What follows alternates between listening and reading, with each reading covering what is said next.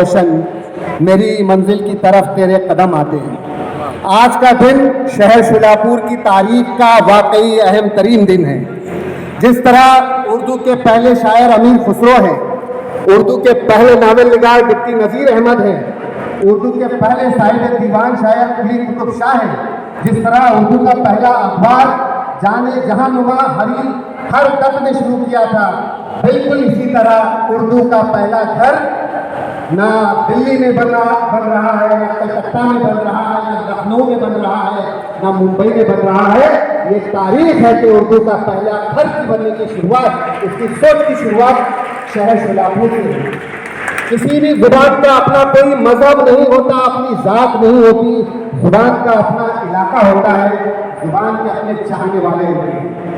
जिहाने मिस्री मुकुल तकाफुल दोराए नैना बनाए बतिया से लेकर सो जाते हैं फुटपाथ पे अखबार बिछाकर, मजदूर कभी नींद की गोली नहीं खाते। इंसानी कैफियत और इंसानी दर्द की नुमाइंदगी का एक बेशबहा खजाना उर्दू जुबान में है। ये बात बहुत अहम है कि आज दुनिया में 100 मिलियन लोग उर्दू बोलते हैं, समझते हैं, लिखते हैं, पढ़ते हैं और उर्दू को चाहते हैं।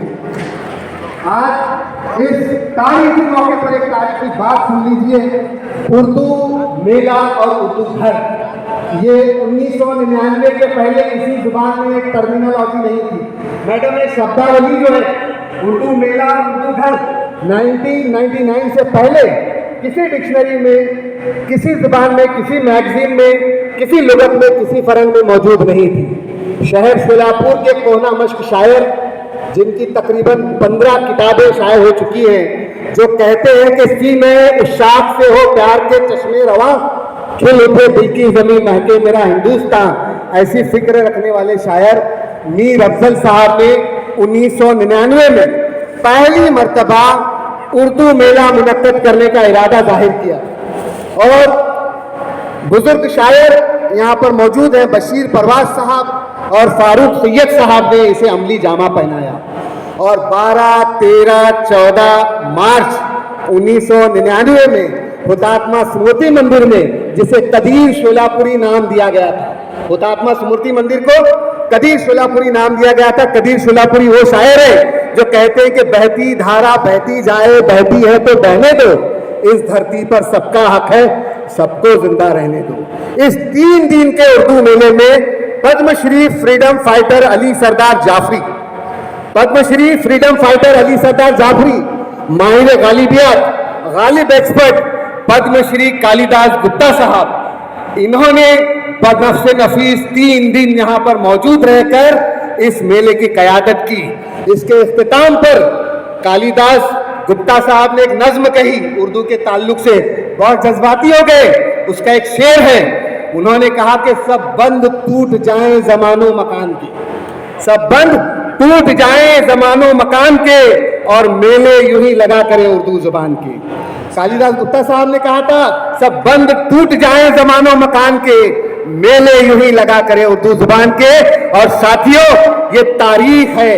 कालिदास गुप्ता रिजा साहब जब शोलापुर से बंबई गए, वो अफ्रीका में रहते थे लेकिन उनके उम्र के आखिरी अय्याम मुंबई में गुजरे, माहिर गालिबियत थे। उन्होंने BBC लंदन उर्दू सर्विस को इंटरव्यू देते हुए कहा कि उर्दू एक जिंदा जुबान है, उर्दू कभी मिट नहीं सकती। मैं उर्दू के एक ऐसे इलाके से आ रहा हूं जहां पर मेहनत कशों ने, मजदूरों ने और असातिज़ा कराम ने और उर्दू के चाहने वालों ने उर्दू का मेला मुनक्कद किया था। और उस मेले में उन्होंने डिमांड की थी कि हिंदुस्तान में जहां जहां उर्दू वाले रहते हैं वहां पर उर्दू घर होना चाहिए।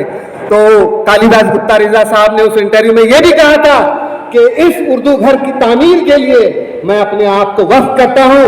तो मार्च 1999 के बाद जनवरी 2000 में पद्मश्री गुप्ता साहब और पद्मश्री जाफरी साहब ने 1.5 लाख उर्दू वालों की दस्तखत लेकर उगुल बूटे की क़यादत में हुकूमत वक्त से मुतालबा किया कि जहां जहां उर्दू वाले रहते हैं वहां उर्दू घर बनना चाहिए।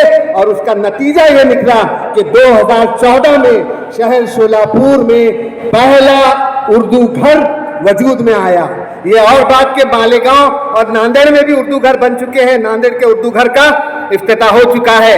आखिरी 1 मिनट में आपका लूंगा लोगों के जहनों में सवाल है कि उर्दू घर यानी क्या, उर्दू घर में कौन रहेगा, उर्दू घर में क्या रहेगा। तो उर्दू घर यानी ये उर्दू हिंदुस्तान की जुबान है, ये हिंदवी जुबान है, हिंदुस्तानी जुबान है, खड़ी बोली है, ये यहीं पे पली बड़ी हुई है और यहीं पे जवान हुई है।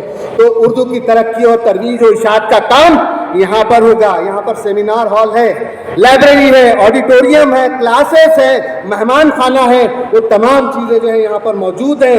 लोग एक गलतफहमी भी लोगों के दिलों में है कि उर्दू घर यानी मुसलमानों के मसाइल हल करने का अड्डा या घर। कुछ लोग चाहते हैं कि उर्दू घर में मौलाना आज़ाद का ऑफिस बने, उर्दू घर में वक्फ बोर्ड का ऑफिस बने। मैं मैडम से कहूँगा कि मैडम और परदूने साहब, उर्दू घर ये सिर्फ उर्दू के लिए रहे, यहाँ पर सिर्फ उर्दू का काम हो। आते आते मेरे जहन में 3-4 मिसरे आ गए थे। मेरे मकान की खातिर, तेरे मकान की खातिर, अमनो अमा की खातिर, हर गुलसितां की खातिर, सारे जहां की खातिर, प्यारी जुबां की खातिर, पीरो जवां की खातिर, हिंदुस्तान की खातिर उर्दू का घर बना है। उर्दू जुबान की खातिर जिंदाबाद जिंदाबाद, उर्दू जुबान जिंदाबाद, उर्दू घर जिंदाबाद, हिंदुस्तान जिंदाबाद। शुक्रिया।